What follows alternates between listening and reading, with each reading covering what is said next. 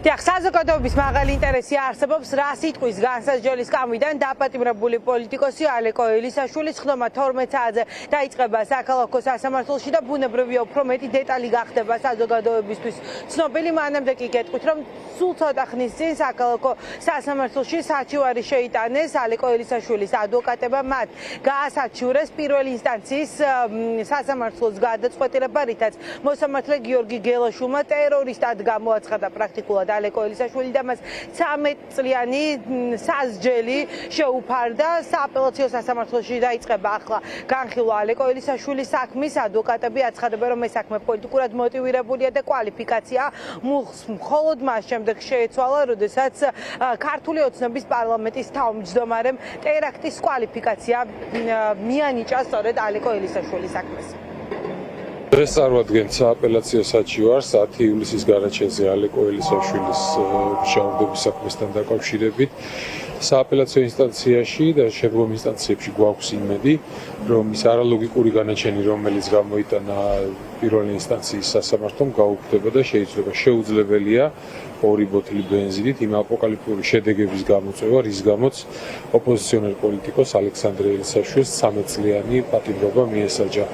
ეს საქმე არის ნათელი დასტური იმის და ასევე სხვა შემდგომი აქტივობები სამართალდამცავი ორგანოების მიერ, რომ ალექსანდრე ელისაშვილი იდევნება თავისი ოპოზიციური პოლიტიკური შეხედულებების გამო, არის პირადი შურისძიების მსხვერპლი და ფაქტიურად ხდება რუსული განაჩენის აღსრულება უკრაინის სასარგებლოდ შეიარაღებულ კონფლიქტში მონაწილეობისას. ანუ რეალურად ჩვენ ამ განაჩენში ვასაჩივრებთ თითქმის ყველა პუნქტს, ვინაიდან არ არის არც ერთი პუნქტი დასაბუთებული, არ არის არც ერთი პუნქტი კანონთან შესაბამისობაში და მოგეხსენებათ, რომ ზოგადად კვალიფიკაციის ნაწილიც არის ყველაზე მნიშვნელოვანი, რომელიც არის დაფუძნებული პოლიტიკურ გადაწყვეტილებასთან, ვინაიდან პაპუაშვილის მიერ გაკეთებული განცხადების შემდგომ პროკურატურამ შეცვალა კვალიფიკაცია და ამას დაეთანხმა პროკურორი. ანუ არათუ მტკიცებულებებიდან გამომდინარე, არათუ საქმეში არსებული ვთქვათ მოწმეთა ჩვენებებიდან, მტკიცებულებებიდან გამომდინარე იმშელა სასამართლომ, არამედ რა თქმა უნდა პოლიტიკური დაკვეთა შეასრულა და კვალიფიკაციას ხვის დაზიანება შეცვალა ტერორისტული აქტის ჩადენის მცდელობად.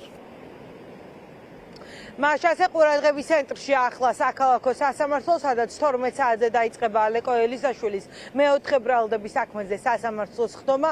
ელისაშვილს ეგრეთ წოდებული ტერაქტის საქმეზე სასამართლო პროცესის დროს მოწმის სტატუსით პროკურატურა მოუყვანა პოლიციელი, რომელიც მან ძალადობასა და არაადამიანურ მოპყრობაში ამხილა და ამასთან ერთად ხდომათა დარბაზში პროკურატურა ამტკიცებს, რომ მოწმე პოლიციელს ელისაშვილმა არაკაცი დაუძახა. ამ სიტყვის გამო კი დამატებით ახლა 1 წლიანი პატიმრობის დამატება სურთ ელისაშვილისთვის.